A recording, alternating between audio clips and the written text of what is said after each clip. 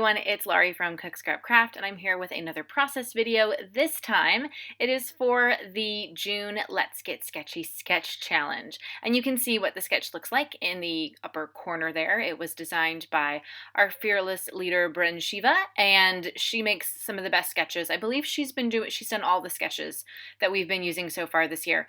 So we're halfway through the year. I'm halfway through my term on the design team, and there are lots of other great sketches coming up, so definitely click subscribe below so you don't miss out on when I post a new process video for Let's Get Sketchy. Also, make sure you're following me on social media. All those links are below because I do share about when the new challenges go live, and you can also find the Let's Get Sketchy blog and Facebook group, which I will have linked below. The Facebook group is where you enter your takes on the challenges, where you enter your layouts.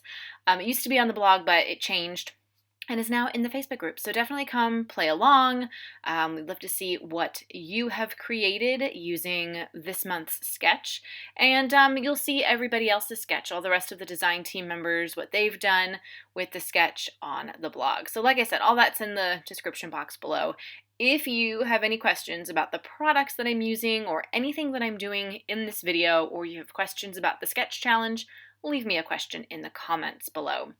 So I loved the triangles in this layout, and the original sketch, you can kind of see it's like the photo is in the middle of a big X, and the X has been created by those layers of triangles coming on the sides.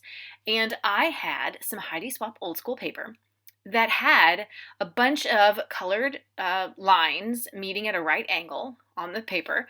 You might have used it before. It was very popular last year when it came out, and I was still able to get my hands on some from the paper issue store.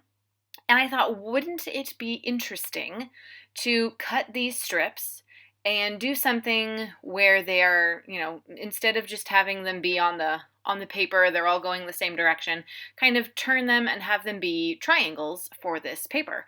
And instead of doing them in the middle of the page, going on all sides, I went for more of a, diagonal off-center look.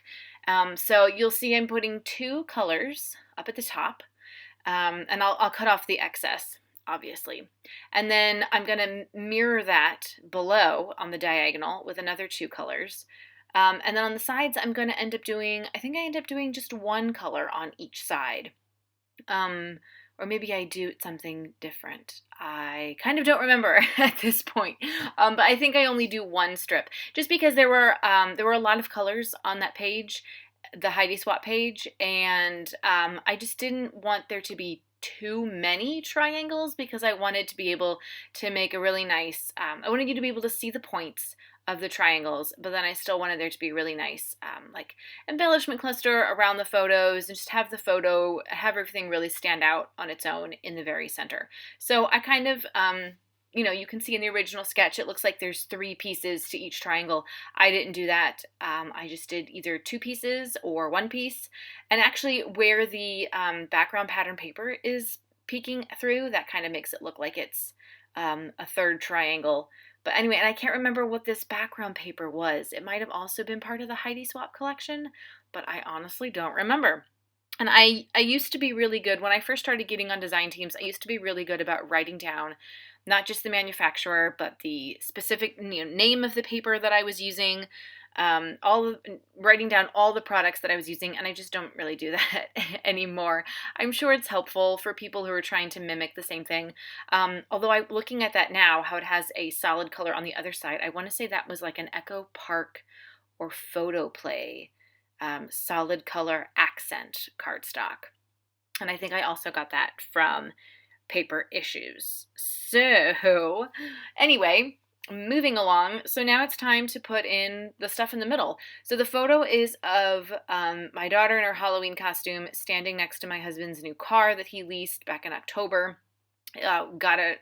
Showing it off on Halloween, which is why she's in her Halloween costume.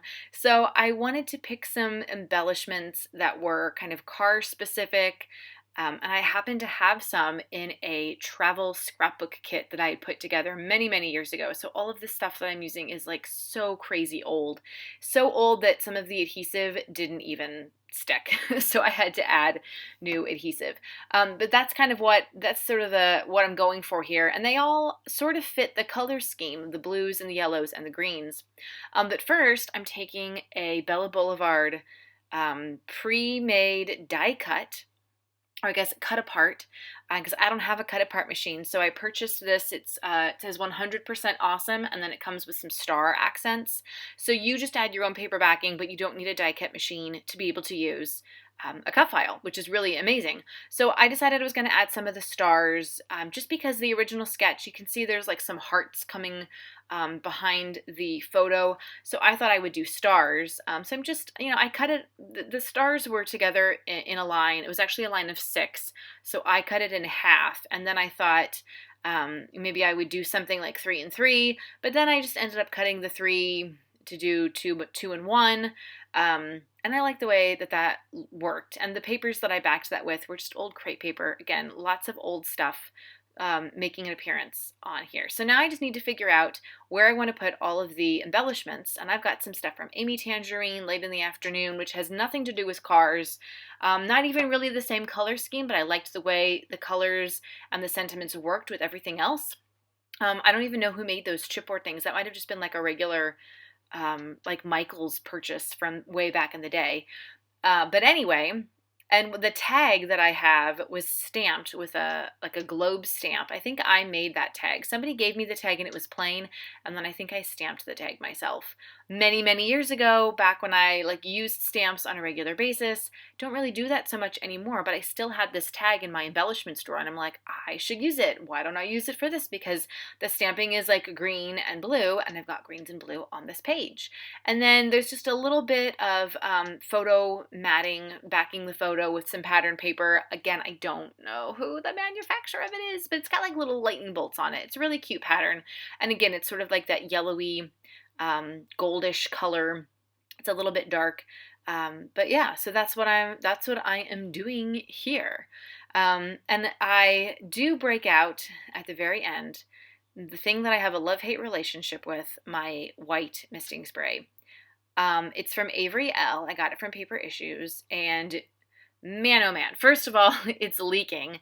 So I made a huge mess when I ended up using it. And second of all, I should really check back on this page to see if you can even still see the white splatters. You'll be able to see them in the close-ups because they were still very fresh.